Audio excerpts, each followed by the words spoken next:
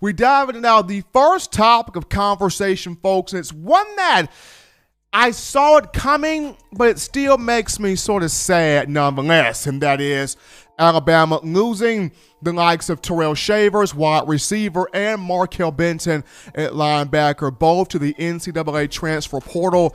Crimson Tide now having 8 players that have hit the portal since the start of the offseason, the conclusion of the Citrus Bowl. And for quite a few Tide fans out there, the question or the thought is, what's going on?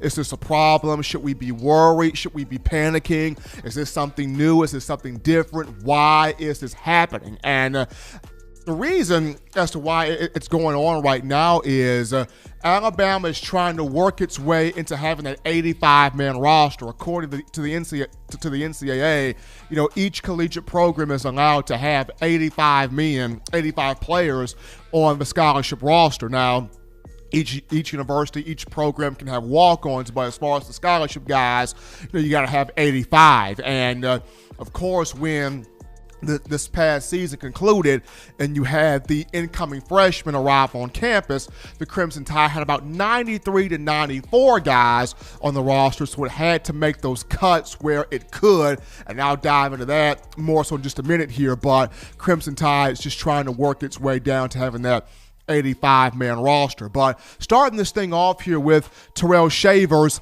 this is somebody that it kind of hurts to see him go, because this was the guy that all my money and my poker chips were stacked to be the next big-time breakout receiver for the Crimson Tide. Now, I'm not a gambling person by any means necessary, but my poker chips, my money, my cards were definitely stacked to Tyrell Shavers, just seeing how the young man, 6'6", the former 4-star out of Lewisville, Texas, who came in the 2017 class with Jerry Jeudy, Devontae Smith, and Henry Ruggs III.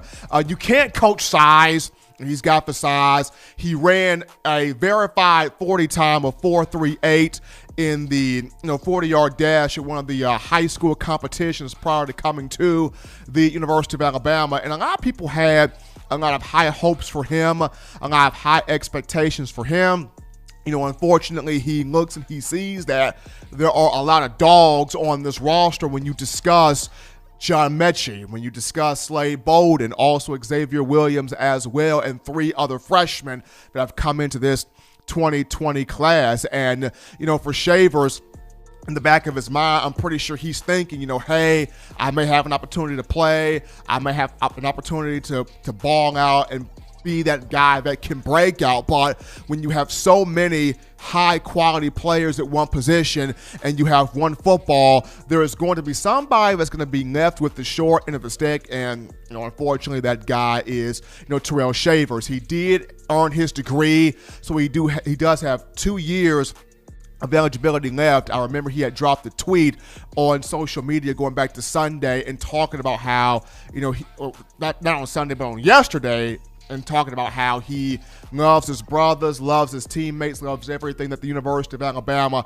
has provided him with, but he's going to take his final 2 years and go elsewhere. So that would be, Tyrell Shavers. When you look at Markail Benton, it's a different situation. Benton, who 6'2", 235 pounds, the 4-star also in the 2017 class. He hailing from Phoenix City, Alabama, and a guy that, people had a lot of high hopes for. He started in the dime package this past year, but after the season ended, I remember Coach Saban talking about how Benton was suspended, from the team. So with him being suspended and then not having spring practice, all of this uncertainty going on with him has pushed him to go to the portal as well. Benton, 33 career tackles in 23 games.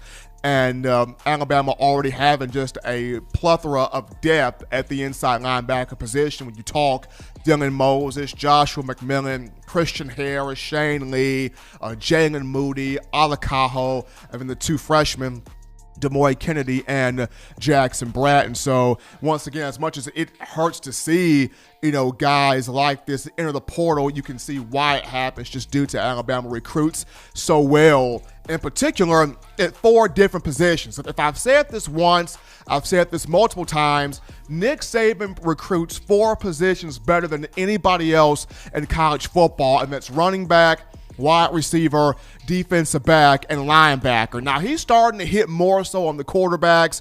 He's done really well with offensive linemen and defensive linemen. I do want to give him his credit on that, but the 4 positions that, of course, you, the Alabama faithful out there, people in national media, commentators, they always talk about the 4 positions to where we know Saban is going to hit on a stud, and that's running back, wide receiver, defensive back, and linebacker. So we have a lot of guys at the linebacker position of high quality, a lot of guys at the wide receiver position of high quality. Somebody is going to end up exiting stage left. And going back to the reason why this is all sort of happening is the coronavirus took away spring practice from Alabama football. And spring practice is important for 2 reasons. Reason A, it gives Nick Saban the opportunity to evaluate his coaching staff and evaluate the players.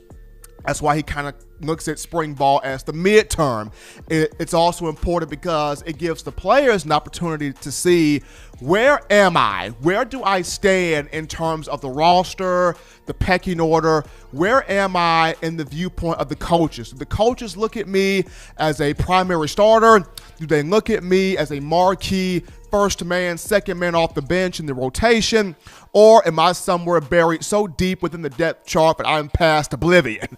And as the players are trying to figure out where they are in relation to those things, they get the opportunity to see, do I remain at Alabama? Do I stay with the Crimson Tide and stick this thing out? Or do I gather my family members together? Do we have a conversation with Coach Saban and the rest of the staff? And I make my play of, Coach, I love being here. I appreciate you guys and all that you have done for me, but I got to exit stage left and figure out what's right for me. So when you don't have spring ball, not only does Coach Saban not have the chance to evaluate the coaches and the players, but now the players, in a sense of uncertainty, they don't know where they stand in the pecking order, so they take matters into their own hands. That's why we saw the likes of guys like Scott Lashley and Jerome Ford and Talia Tungabaloa, now Tyrell Shavers, Markail Benton, also Giles Amos, Mac Hereford, and even one Scooby Carter.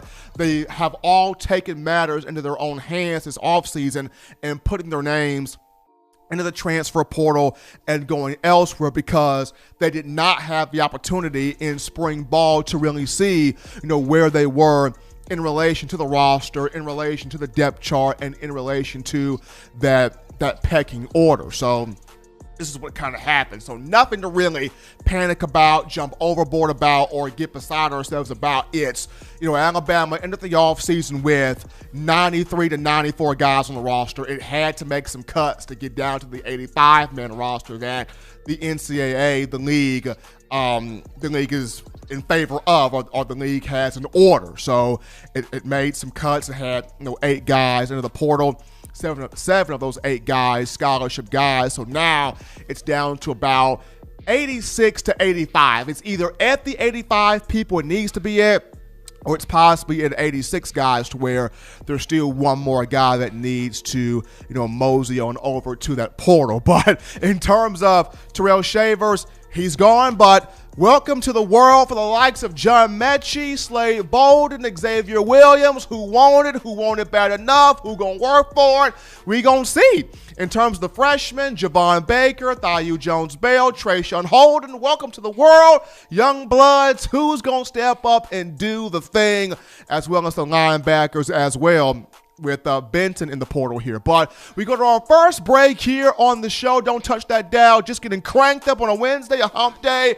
Upon our return, we unpack your phone calls, your thoughts, your tweets, your text messages, your questions, your concerns right after this.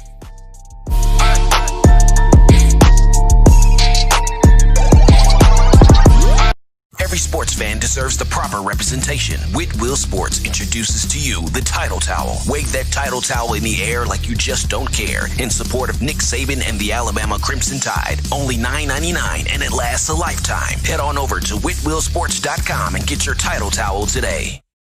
Touchdown Alabama Magazine is Alabama football's premier publication. A subscription to Touchdown Alabama Magazine is the perfect gift for any Alabama fan. For exclusive news and information, recruiting updates, a free annual print magazine, and more, go to touchdownalabama.com and click join. Only $5.95 per month or pay $49.95 for a full year subscription. That's a saving of almost $22. Make sure to subscribe before it's too late and get our new freshly printed end of the year magazine issue. Go to touchdownalabama.com today and roll Tide. Thank you for watching Touchdown Alabama Magazine's YouTube channel. To continue to get the best in Alabama football content, subscribe here and turn on your notifications to stay connected with the hottest shows covering your Crimson Tide.